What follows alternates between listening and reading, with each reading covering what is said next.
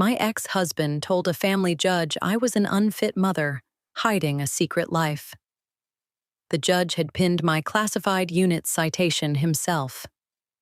When I pulled into the Richmond County Family Courthouse parking lot at 9:11 that Tuesday morning, the Georgia humidity pressed against the windshield like a wet towel that wouldn't lift. The asphalt shimmered. The air tasted like cut grass and motor oil, and something older underneath, the particular mildew of a building that has been holding bad news for 50 years. I sat in my Honda with the engine off for 11 minutes. My left ear was ringing so loudly, I felt the nausea climb up the back of my throat. Tinnitus does that when you're cornered. I learned that years ago, in a windowless room 3,000 miles from this parking lot, when the ringing first started and never stopped. I reached into my blazer pocket and pressed my thumb against the cold face of the challenge coin I keep there, the one that has been worn completely smooth on one side from years of being touched at moments exactly like this one. I am 44 years old. My daughters are 12 and 8. And in 49 minutes, a family court judge in Augusta, Georgia, was going to decide whether my ex-husband could legally restrict me from seeing them. Grant had filed an expedited emergency injunction. 10 o'clock sharp. He wanted the court to find me an unfit mother before lunch. His petition said I had no verifiable employment history, no professional references, no paper trail for a 6-year block of my life. It said I was clearly concealing something dangerous from her children. It said the absence on my resume was a red flag any reasonable parent would recognize. Grant paid a private investigator $4,000 to look into my missing 6 years. He could have saved his money. The Pentagon spends billions making sure people like me don't exist on paper. For 6 years, between the ages of 30 and 36, I worked as a cryptologic analyst with the National Security Agency, attached to the 15th Signal Brigade at Fort Gordon. I sat in a SEKF with no windows and intercepted signals traffic out of 3 countries whose names I am still not authorized to say in this car, in this parking lot, to you, to anyone. I tracked mortar teams. I located bad men who were trying to kill good ones. I once stayed locked in a secure room for 36 straight hours because an infantry platoon was pinned down in a valley, and I was the only person on shift who could read the pattern of the radio chatter that would tell them where the next round was coming from. That platoon walked out, 11 of them. All 11. I missed Lily's first steps that week. Grant sent me a voicemail with her laughing in the background, and I listened to it on a secure phone in a building that didn't officially exist, and I couldn't tell him where I was, or what I was doing, or why I wasn't on a flight home. I couldn't tell my daughter I saved lives. I could only tell her I was sorry I missed dinner. That was the trade. Nobody made me take it. I took it, and Grant wasn't entirely wrong about the disappearing. I disappeared a lot. I disappeared for Christmas in 2012. I disappeared for Lily's 3rd birthday.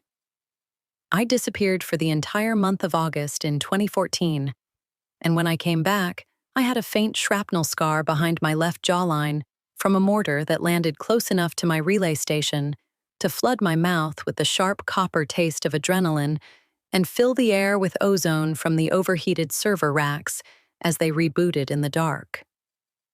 The white noise hiss of intercepted radio static was the first sound I heard when my hearing came back. I brush my hair forward over that side of my face now. Habit. The thing about silence is that it doesn't defend you. Silence just sits there, and other people fill it with whatever story they want to tell. Grant filled it. After the divorce, he started telling the girls that Mom was complicated, then that Mom had made choices. Then, when Lily turned 11 and started asking real questions that Mom doesn't want you to know what she really did. I found out 6 months ago that he had taken every photograph of me out of the girls' bedrooms at his house. Every one. He replaced them with generic landscape prints from a discount store, the kind you buy in packs of 4. Sunset over a lake, a barn in autumn, a field of lavender that doesn't exist in Georgia. He took every certificate I'd ever earned, every framed photo of me in uniform with the girls when they were babies, every birthday card I'd mailed home from places I couldn't name, and he boxed them up and put them in a damp crawlspace under his back porch. Sarah is 8. She doesn't remember a bedroom with her mother in it. I learned about the crawlspace from a neighbor, not from Grant, and not from the girls. The girls have stopped mentioning me to him. They've learned. If you've ever watched someone slowly edit you out of your own children's lives and felt your hands tied behind your back because the truth is locked in a vault you swore an oath to never open, keep watching. If you think a redacted page is just empty space, keep watching. The silence is about to speak. I got out of the car at 9:34. The challenge coin went back into my pocket. The drawing Lily made of me when she was 4, the crayon one where I have orange hair and one arm twice as long as the other, stayed folded in my wallet next to my driver's license. I'd put it there that morning. I don't know why. I needed it close. The courthouse smelled like lemon floor wax laid over 50 years of mildew. The AC was running, but losing. My blouse stuck to my back before I made it to the elevator. Courtroom 3B, Judge Thomas Whitfield presiding. I walked in at 9:51. Grant was already there, at the petitioner's table, his arm draped over the back of the empty chair beside him, the way he drapes his arm over everything he wants to claim. He didn't look at me. He spoke to his attorney, Arthur Vance, in a voice pitched just loud enough to carry. "She's here. Try to act surprised." Vance laughed. I took my seat at the respondent's table. My attorney, a tired-looking woman named Diane who had been hired 3 weeks ago and had told me twice that the empty resume was going to be a problem, slid a yellow legal pad in front of me and whispered, "Don't react to anything. Whatever he says. Don't react." I nodded. I have not reacted to anything in 8 years. I was not about to start in a Georgia courtroom. The bailiff stood. "All rise." Judge Whitfield came in through the side door. Late 50s, gray at the temples, robes that hung like he'd been wearing them long enough to forget they were there. He carried a faded green Yeti tumbler in his left hand, the kind men buy at base exchanges and keep for decades. He set it down on the dais next to his gavel, and as he sat, I caught the bottom of it. A crest, scratched and worn almost flat, but unmistakable to anyone who'd ever worked under it. 15th Signal Brigade. The ringing in my ear spiked. I told myself it was nothing. Half the men in Augusta, over the age of 50, had worked at Fort Gordon at some point. The base bleeds into the city. The city bleeds into the base. A tumbler with a faded crest was background noise. I tucked my hair forward. I pressed my thumb against the coin. "Be seated." Whitfield took a sip of coffee. He flipped open the file in front of him. "We're here on petitioner's emergency motion for a custody injunction. Mr. Vance, you have the floor." Arthur Vance stood up like he was about to deliver a closing argument at a war crimes tribunal. He was the kind of attorney who wore French cuffs in July and spoke with the cadence of a man who'd watched too many courtroom dramas and convinced himself he was the lead. He took 3 steps toward the dais and then turned, slowly, to look at me. "Your Honor," he said, We are here today because two little girls are in danger. I did not move. My client, Mr. Caldwell, has spent the last 6 years trying to understand who his ex-wife really is. He has tried, in good faith, to co-parent with a woman who refuses to provide a single employment record, a single professional reference, a single verifiable account of where she was or what she was doing during a critical 6-year period of his daughter's early lives. He held up a manila folder. This is the report from a licensed private investigator. 4 months of work, background checks across 41 states, federal databases, tax records, Social Security cross-references, employment verification services. He let the folder fall, slap, onto the petitioner's table. It is empty, Your Honor. There is nothing in it. Ms. Caldwell does not appear in any standard employment database from 2010 through 2016. She has no W-2s on file, no 1099s, no listed employer, no professional references that can be contacted. Nothing. Vance turned and pointed at me. The cuff of his shirt rode up his wrist. She's a ghost, Your Honor. No job history, no references. She doesn't want her own kids to know what she did, so why should we trust her with them? I felt Grant smile beside him. I didn't have to look. I could feel it. And, Your Honor, Vance continued, we have testimony from the older daughter, Lily, age 12, who told the court-appointed evaluator last week, and I quote, I don't feel safe at my mom's house because I think she's hiding something dangerous. End quote. 12 years old. A child should not have to say that about her mother. The ringing in my ear was a scream now. I knew exactly what Grant had done. I knew he had sat Lily down at his kitchen table, in the bedroom with the lavender field where her photographs of me used to be. And he had told her gently, the way he tells everyone everything, that her mother had secrets that could hurt her. That her mother had chosen those secrets over her. That if Lily really wanted to be safe, she should tell the nice court lady the truth. Lily is 12. She loves her father. He is the parent who was there when I wasn't. He is not entirely wrong that I wasn't there. I pressed my thumb so hard against the coin, I could feel the edge cutting into the pad of my finger.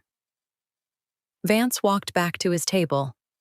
He picked up a second folder, thicker, and handed it to the bailiff, who carried it to the dais. Your Honor, in addition to the investigator's findings, we have submitted cellular metadata that we believe will show Ms. Caldwell was repeatedly out of state during periods she claimed to be home with her children. We are prepared to demonstrate a pattern of deception that goes back over a decade. Whitfield opened the file. He flipped a page. His expression didn't change. We are asking the court, Vance said, for an immediate injunction, restricting Ms. Caldwell's unsupervised access to the minor children, pending a full custody evaluation. We believe the girls are in present and ongoing danger from a mother who will not, or cannot, account for who she is. He sat down. Grant put his hand on Vance's shoulder. A small squeeze.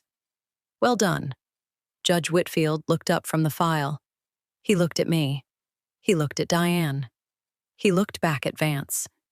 Mr. Vance, he said, is your client prepared to put Ms. Caldwell on the stand and have her account for those 6 years under oath? Vance stood again. He was already smiling. Your Honor, we insist on it. Whitfield nodded slowly. He took another sip from the green tumbler. He set it down. Ms. Caldwell, please come forward and be sworn in. Diane's hand brushed my arm. Don't react. I stood up. The varnished oak of the witness box bit into my forearms as I rested them on the rail. The bailiff held out a Bible. I placed my left hand on it and raised my right. The clock on the back wall read 10. Exactly. I swore to tell the truth, the whole truth, nothing but the truth. The phrase felt like a punchline I wasn't allowed to deliver. I sat down. The chair was too low for the rail. I straightened my blazer and let my hair fall forward over the left side of my jaw, covering the small ridge of tissue I'd been covering for 10 years. The tinnitus pitched up another full step, a thin wire of sound drawn tight. Vance walked toward me with a yellow legal pad he wasn't reading from. Ms. Caldwell, state your full name for the record. Elaine Margaret Caldwell. Date of birth, March 14th, 1981. And from May 2010 through August 2016, where were you employed? I felt the coin in my pocket. The pad of my thumb found the smooth side without looking. I worked in communications analysis. For whom? The work was restricted. Vance smiled the way a man smiles when he thinks he's already won. He set the legal pad on the rail in front of me. He didn't look at it. Restricted, he repeated. By whom? By the terms of my employment. Miss Caldwell, I have a private investigator's report here that says no employer in the continental United States has any record of you between those dates. No tax filings under your social. No W-2. No 1099. No professional licensing board. Nothing. Are you telling this court that those 6 years were classified? I'm telling this court that the work was restricted. By whom? I'm not able to say. You're not able. Or you're not willing. Both. A small ripple moved through the gallery. I didn't turn to look. I kept my eyes on Vance's tie, which was navy with a tiny silver pattern that, at this distance, looked like static. Vance picked up the folder. Your Honor, with the court's permission, I'd like to walk Ms. Caldwell through the cellular metadata my client's investigator compiled. I think it will be instructive. Whitfield nodded once. Proceed. Vance pulled out a stapled printout. He set it on the rail in front of me. 8 pages of timestamps, tower IDs, and a column of hex strings. The header said, Grant Caldwell, personal file, and underneath, in smaller type, a Google export date from 2 weeks ago. Ms. Caldwell, this is a record of cellular pings my client recovered from a shared family account during your marriage. It shows your phone registering on towers in Maryland, Texas, and Hawaii. During weeks you told my client you were at home with the children. Can you explain that? I looked at the printout for 4 seconds, maybe 5. The tinnitus spiked, a hard, bright wire of sound, the same pitch it hit every time Grant's voice filled a room with something that wasn't true. This isn't a cellular record, Mr. Vance. He paused. He hadn't expected me to speak. He'd expected me to flinch. Excuse me? This document.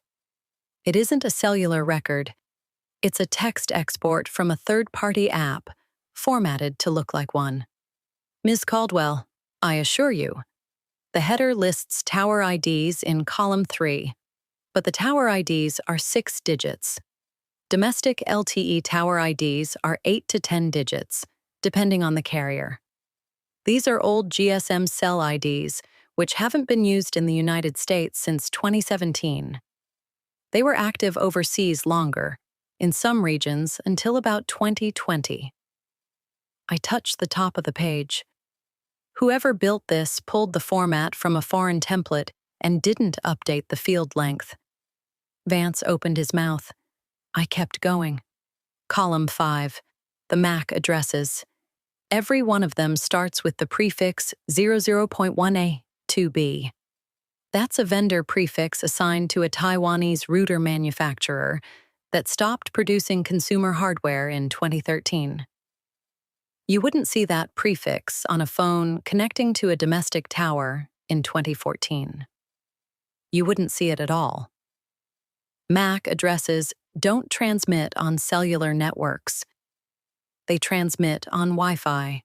Whoever built this stapled two different data formats together and hoped no one would read the columns. The courtroom had gone still, not quiet. Still. Column 7 is timestamps in UTC. Column 8 is, presumably, local time. The offset between them is listed as -5 hours for every entry. That would be Eastern Standard Time. But 3 of these entries are dated in July. In July, Augusta is on Eastern Daylight Time. The offset would be -4. Whoever generated this didn't account for daylight saving. I slid the printout an inch toward the edge of the rail. This isn't metadata, Mr. Vance. This is a spreadsheet someone built in the last 2 weeks and printed out to look official. It would not survive 10 minutes of forensic review. I let my hands rest on the oak rail. I kept my face exactly the way I'd kept it for years, in rooms where men with louder voices were wrong about important things. Vance stood very still. Grant's hand was no longer on Vance's shoulder. It was flat on the table, fingers spread, as if he were trying to keep the table from tilting. Judge Whitfield set down the green tumbler. He hadn't taken a sip in over a minute. "Mr. Vance," he said. His voice was lower than it had been. "Approach the bench. Bring the file." Vance walked. He didn't pick the metadata printout back up. He left it on the rail in front of me, like a thing he no longer wanted to be associated with. Whitfield held out his hand. The investigator's report, and Miss Caldwell's sealed employment file, both envelopes. The bailiff carried the folder up. Whitfield opened it on the dais. I watched him. He flipped past the cover page, past the summary, past the affidavit from the PI. He stopped on page 4. His finger came down on the page and didn't move. It was a solid block of black ink. A redacted SF-50 employment record, the kind generated by federal personnel systems when an employee's role is compartmented. The black bars weren't continuous. They were broken into specific sections, each labeled in tiny print at the margin with a clearance code. I had seen that page exactly once, 8 years ago, when I'd had to provide a redacted copy for a mortgage application. Whitfield lowered his reading glasses to the tip of his nose. He looked at the page over the top of them. Then he reached for the second envelope, the smaller one, sealed with red tape and stamped along the flap. He broke the seal with his thumb. The courtroom AC kicked on with a low mechanical groan. I could hear it cycling through the vents above the dais. I could hear the buzz of the fluorescent tube directly above my head, the one with the slight flicker. I could hear Vance breathing through his nose. The tinnitus in my left ear was gone, completely. Whitfield pulled the citation out of the envelope. It was a single page, heavy stock, with a presidential seal embossed at the top. He read it. He turned it over to check the signature block. He turned it back. He read the second paragraph again. He set it down on the dais. He reached instead for the thick, black-barred SF-50 file and let it drop onto the wooden surface. A heavy, solid thud that carried across the whole courtroom. He slowly lowered his reading glasses to the tip of his nose and looked over the top of them directly at Vance. Then he removed his reading glasses entirely and folded them, one arm at a time, and placed them on top of the citation. He looked at me for a long moment, not at Vance, not at Grant, at me. "Miss Caldwell," he said, "this black bar sequence, Section 4, Paragraph B, that's a Department of Defense TSSCI marker, isn't it?" I didn't speak for a moment. The room felt very far away and very close at the same time. "Yes, Your Honor. Top secret, sensitive compartmented information." "Yes, Your Honor." He nodded once. He looked down at the citation again. He ran his finger along the bottom of the page, where a signature was written in dark blue ink above a typed name and rank. He looked at Vance. "Mr. Vance, step forward." Vance walked to the bench. He didn't say anything. He had stopped smiling somewhere during my third sentence about MAC addresses and had not started again. Whitfield held up the citation. He didn't read from it. He spoke as if he had memorized something a long time ago and was only now allowed to say it out loud. "You hired a civilian investigator to find a ghost, Mr. Vance. Ms. Caldwell wasn't unemployed. She was intercepting signals traffic in a combat zone. She was attached to a cryptologic analysis unit at Fort Gordon between 2010 and 2016, deployed forward for 3 of those years, and her unit was awarded a presidential citation for actions that prevented the loss of an infantry platoon during a targeting operation in 2013. He set the citation flat on the dais. He tapped the signature block with one finger. "I know, because I signed this citation myself. Colonel Thomas Whitfield, Staff Judge Advocate, 15th Signal Brigade. I was on the recommending panel." Grant made a sound, not a word. The kind of sound a person makes when the chair they were sitting in is removed without warning. Vance opened his mouth, closed it, opened it again. "Your Honor, I had no way of knowing." "You had every way of knowing, Mr. Vance. A redaction pattern in that specific format does not exist outside of federal clearance markings. Any attorney who handles employment-related litigation should recognize it on sight. Either you didn't review the document your client paid $4,000 to obtain, or you reviewed it and decided it didn't matter." He turned the citation over and slid it back into the envelope. "Your motion accuses this woman of hiding a dangerous secret from her children. The secret she was hiding is that, while your client was building a real estate practice and complaining about her travel schedule, she was sitting in a windowless room intercepting mortar coordinates so that 19-year-old soldiers could come home alive. She wasn't allowed to tell her husband. She wasn't allowed to tell her mother. She certainly wasn't allowed to tell her toddler." Whitfield looked past Vance, directly at Grant. "Mr. Caldwell, stand up." Grant stood, slowly. His arm was no longer draped over anything. "You told your 12-year-old daughter that her mother was concealing something dangerous from her. You coached her to repeat that to a court evaluator. Is that correct?" Grant's mouth worked. He looked at Vance.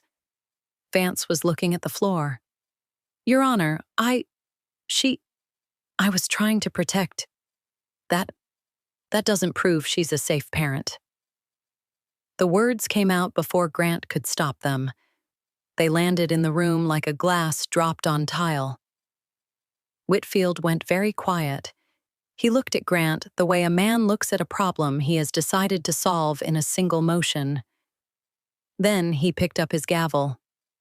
"Mr. Caldwell, sit down before you say something else that will be entered into the record." Grant sat. The chair made a small, embarrassing sound under him. Whitfield set the gavel down without striking it. He addressed the court reporter first, then Vance, then the room. "Petitioner's emergency motion for modification of custody is denied with prejudice. The court finds the motion was filed in bad faith, supported by a fabricated cellular metadata log, and predicated on the petitioner's deliberate misrepresentation of the respondent's employment history to a minor child. I am referring this matter to the Bar Association for review of counsel's conduct.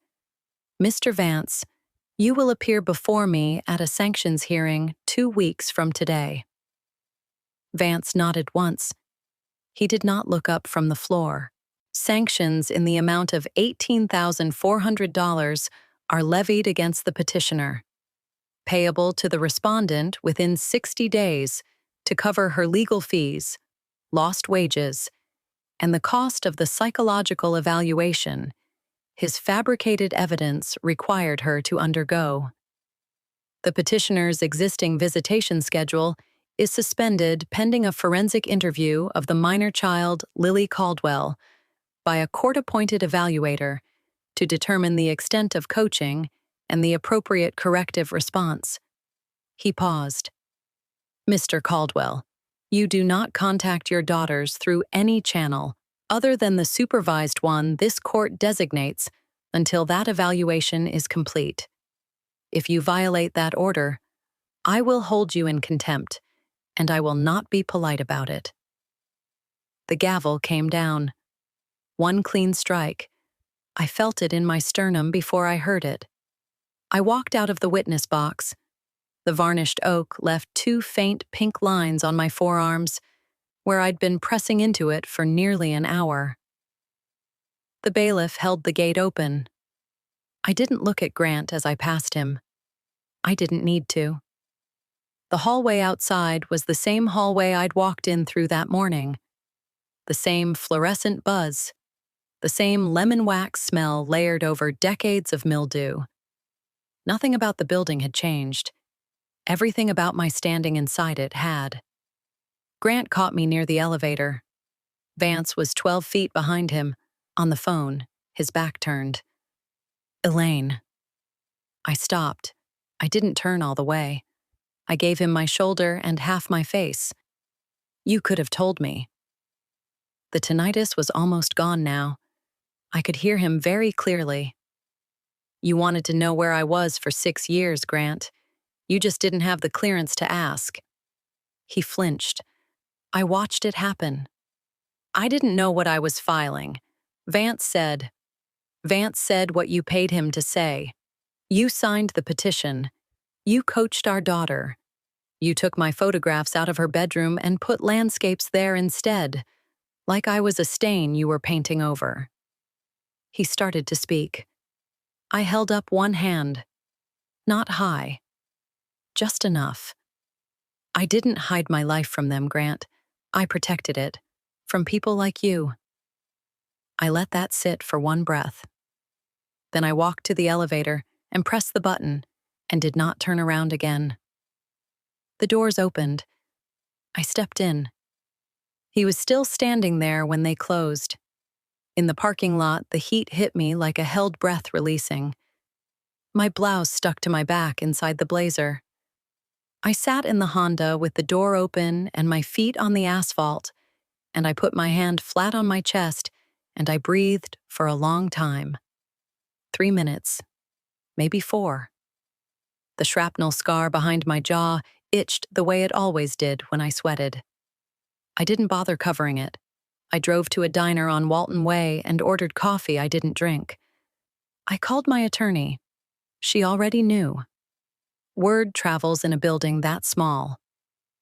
Whitfield doesn't sanction lightly, she said. 18,004 is a message. The bar referral is the real one.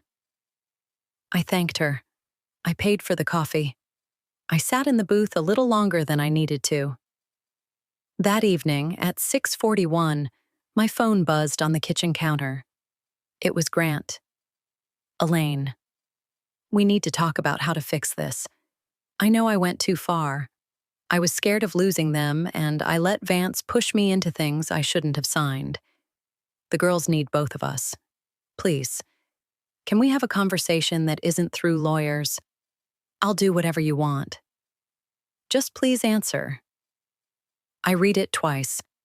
I read it a third time because the third time is when you notice the shape of it. The apology was for getting caught. The plea was for access. The phrase, whatever you want, was a door he wanted me to push open so he could walk through it. I set the phone face down on the counter. I did not delete it. I did not reply. I poured a glass of water and stood at the window and watched the light go orange over the magnolias in the yard. The phone stayed face down. I learned about the rest in pieces, the way you learn about a storm after it has moved past you. My attorney called the next Tuesday. Vance had filed a motion to withdraw from Grant's representation. Whitfield granted it the same afternoon. The sanctions hearing would proceed without him. A friend from the girls' school texted me that Friday. Grant had pulled Lily out of her Saturday soccer league. He'd told the coach it was a scheduling conflict. The coach told my friend it was because Lily had asked to be on my weekend rotation instead, and Grant didn't have a weekend rotation anymore. The court evaluator called me 2 weeks in. Lily had cried for the first 40 minutes of the interview and then asked, very quietly, if her father was going to be in trouble for what he'd told her to say. The evaluator did not answer the question. She wrote in her report that the child showed significant signs of parental coaching and emotional manipulation, and recommended supervised visitation with the father for a minimum of 6 months. A month after the hearing, Grant sold the house on Highland Avenue. My attorney heard it from his attorney, who had heard it from the closing agent. The sale price was lower than the listing.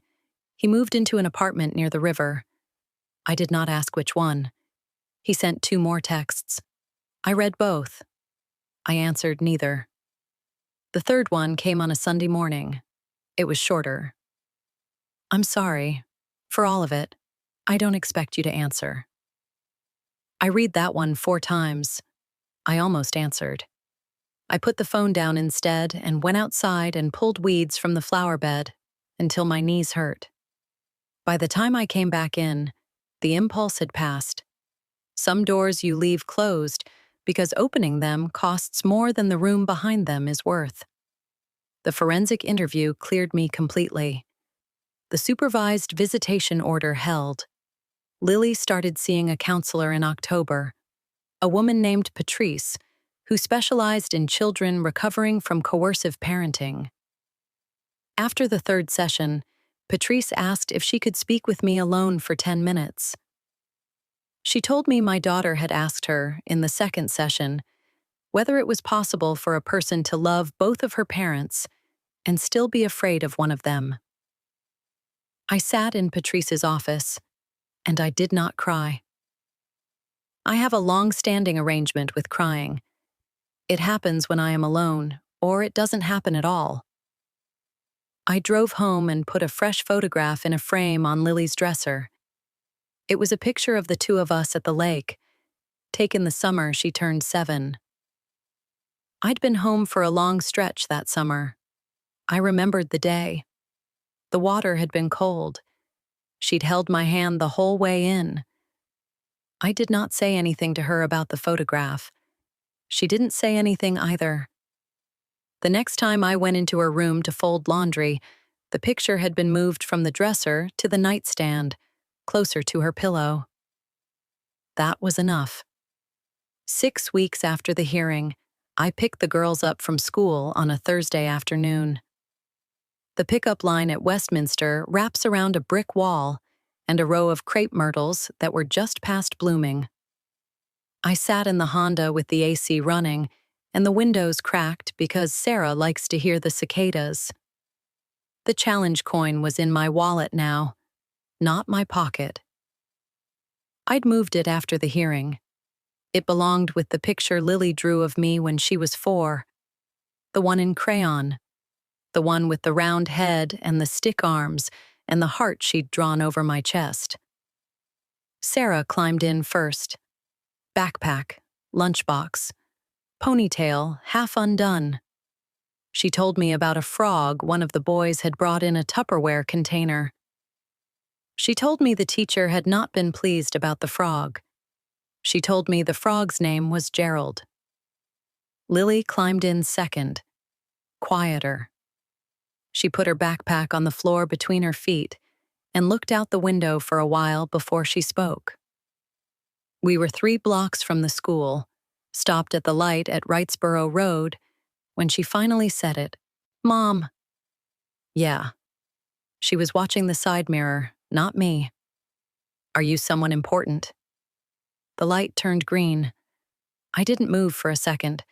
The car behind me did not honk. The driver waited. I reached into my wallet. I let my thumb find the smooth face of the coin. 22 years of stress had polished it down to a soft, warm metal that didn't catch on anything. "I'm your mother," I said. "That's the important part." She was quiet for a long time. Then she nodded, small, just once. She turned away from the side mirror and looked at me. Not for long. Long enough. "Okay," she said. Sarah from the back said, "Can we go to the beach?" "Right now?" I said. "Right now." I looked at Lily. She didn't say no. She didn't say yes. She shrugged one shoulder, and a small piece of her smiled. "Okay," I said. I turned the car east on Wrightsboro. The sun was already starting to angle toward the rear view. We had a clean change of clothes in a gym bag in the trunk, because I always kept one there. We had a full tank of gas. We had time. I drove. I drove past the courthouse without looking at it. I drove past the exit for our old neighborhood without slowing. I drove out of Augusta and onto I-20 East, and the Honda settled into the long, quiet hum of a highway that knows where it's going. Sarah fell asleep against the window somewhere outside Aiken. Lily put her earbuds in and watched the pine trees scroll past. Her hand rested on the console between us. She did not reach for me. I did not reach for her.